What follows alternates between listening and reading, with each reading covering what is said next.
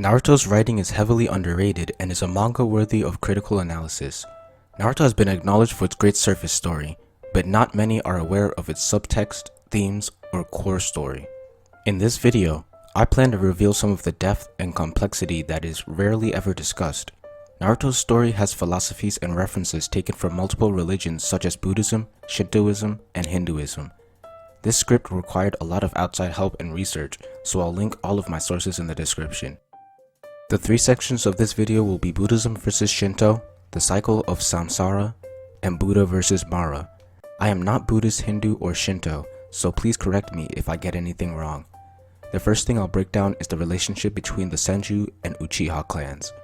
This section is credited to DeviantArt user Omnizar and Reddit user Whirlpool Hurricane. The Senju clan represents Buddhism, while the Uchiha clan represents Shintoism. Buddhism is meant to guide its practitioners towards an inner peace that breaks the cycle of suffering. A big part of Buddhism is escaping the cycle of rebirth, Samsara, and obtaining liberation and enlightenment. One of the paths to full spiritual liberation is love. This can be clearly seen in the Will of Fire, which is the belief that love is the key to peace. The Will of Fire was created by Ashura and is the philosophy that the Senju clan live by. Detachment of the soul and enlightenment are important Buddhist beliefs, and Naruto, a descendant of the Senju clan, displays this.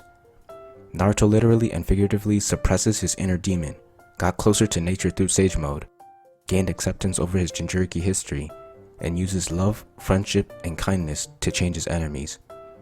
All of this leads up to Naruto's Chakra Mode, a figurative representation of enlightenment. Naruto's philosophy of forgiving his enemies comes from Hinduism, the origin of Buddhism. In the Ramayana, a Hindu epic, the protagonist asks the antagonist, who stole his wife, to surrender several times, promising to forgive him if he did. The antagonist refuses every time until the protagonist is forced to kill him.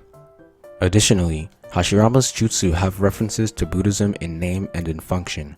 For example, Sage Mode is connecting to nature and taking on animalistic traits.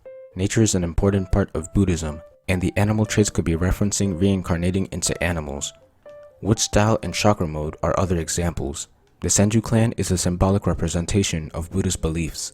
Shintoism is meant to tie humans to both the spirit world and to the past through ritual and remembrance. The past that Shinto ties Japan to is hateful and bloody. The acts of war, oppression, racism, and misogyny in World War II speaks for itself. Many who believe in Shinto have an ultra-nationalistic belief in Japan. Bushido, the samurai code, also originates from Shinto and Zen Buddhist beliefs. The Uchiha clan represents these ideas well. While the Senju have the Will of Fire, the Uchiha have the Curse of Hatred.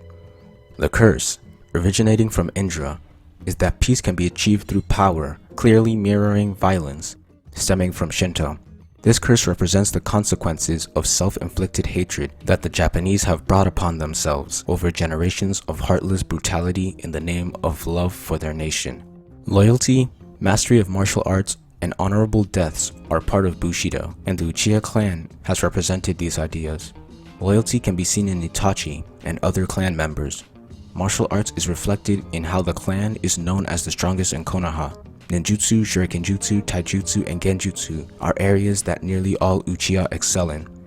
Honorable death can be once again seen in Itachi, who let Sasuke kill him to bring back honor on the Uchiha's name. The part about tying the past and remembrance is present in Madara, Obito, and Sasuke. Madara loves his late brother, Obito wants to be reunited with Rin, and Sasuke's dream of getting his father's approval and surpassing Itachi is in the past. Imperialistic Japan's island hopping in World War II is reflected in the Uchiha's idea of getting stronger without outside help. The surprise attack on Pearl Harbor may also be a reference to the clan's coup d'etat. The Uchiha clan also has abilities referencing Shinto concepts. Tsukiyomi, Amaterasu, Susanoo, Izanami, Izanagi, and more are gods and characters from Shinto myths. The Uchiha clan is a symbolic representation of Shinto beliefs. The battle between the Senju and the Uchiha is representative of the internal struggle between isolationist, militaristic, traditional Shinto views and the more inclusive, peace-loving Buddhist movements. Japan has fought over which of the two should be the national religion. When they chose Shinto as the national religion, they wanted to be at the top of the world and chose isolation. Hashirama versus Madara is the post-World War II battle between Buddhism and Shintoism. The generational gap between Hashirama vs Madara and Naruto vs Sasuke is a representation of how Japan's internal conflict has lasted for generations. Naruto and Sasuke represent the entire spectrum of philosophies within Buddhism and Shinto respectively, making them nuanced characters who are neither good nor evil. In the end of Naruto, the will of fire succeeds. To overcome their suffering, instead of isolating themselves and chasing hatred and power, like the Uchiha, Naruto says that Japan has accepted their place in the world and allied with other nations, like the Shinobi Alliance. This section of the video is credited to Lady Geek Girl user Sengrafea.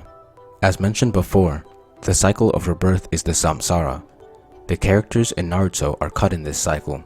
Rebirths occur in 6 realms of existence. Buddhist cosmology typically identifies 6 realms of rebirth and existence as Naraka, Preta, Animal, Deva, Asura, and Human. At least one character in Naruto represents each of these realms, and all of these characters are moving towards enlightenment and breaking the cycle. First is the Naraka realm. This realm is filled with regions of intense suffering. Beings in hell enter this realm for evil karma such as theft, lying, adultery, and others. Obito is representative of this realm. He himself not only says he's in hell, but he's experienced tragedy and instead of moving forward, decides to commit evil actions, building up bad karma and keeping himself in an eternal hell. But in Buddhism, the hell realm is only temporary and can be escaped. Obito escapes this when Naruto redeems him. Second is the Preta realm. Hungry ghosts and other restless spirits are rebirths caused by karma of excessive craving and attachments. Buddhist texts describe them as beings who are extremely thirsty and hungry, very small mouths but very large stomachs.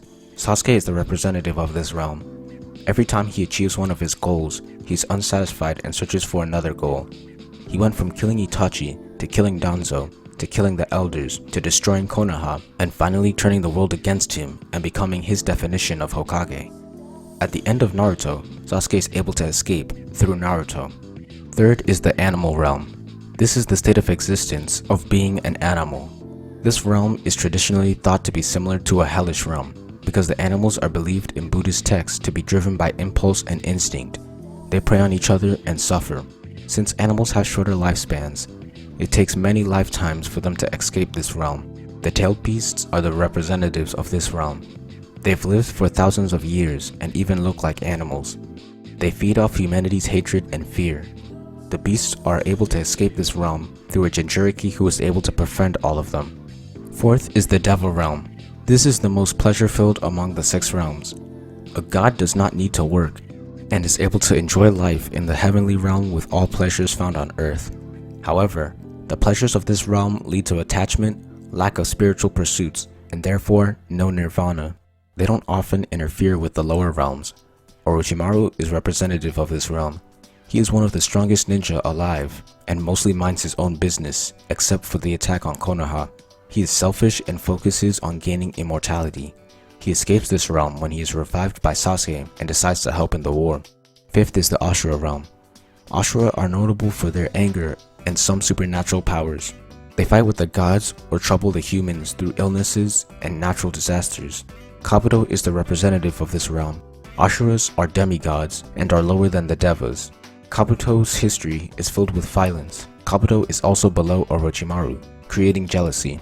Even when he absorbs Orochimaru's DNA and tries to surpass him, he is still unable to. After being trapped in Izanami, Kabuto gets redeemed and escapes this realm. Sixth is the human realm. Buddhism asserts that one is reborn in this realm with vastly different physical endowments and moral natures because of beings' past karma. A rebirth in this realm is considered as fortunate because it offers an opportunity to attain nirvana and end the samsara cycle. Naruto is the representative of this realm. The human realm has a balance of both suffering and pleasure. Naruto has experienced both of these and is a character who reaches enlightenment or nirvana. The message here is that anyone can escape from their realm and achieve enlightenment. Finally, the relationship between Hashirama and Madara can also be seen as a reflection of the relationship between Buddha and Mara. The final section is credited to manga helpers user 1337hacker. Buddha preached enlightenment, while Mara was a demon that is the personification of the forces antagonistic to enlightenment. Mara wanted all humans to stop moving forward and live eternally in the realm of pleasure, an illusion. Mara always lost to Buddha, and Buddha did not see Mara as an enemy, but as a friend. The parallels are glaringly obvious. Madara even used infinite Tsukiyomi, a genjutsu that traps the world in a dream where their deepest desires are fulfilled. In Buddhism, as stated before, the Samsara is eternal. While one may attain enlightenment during their life, they can either rise or fall depending on the choices that they make on the next one, as Naruto said.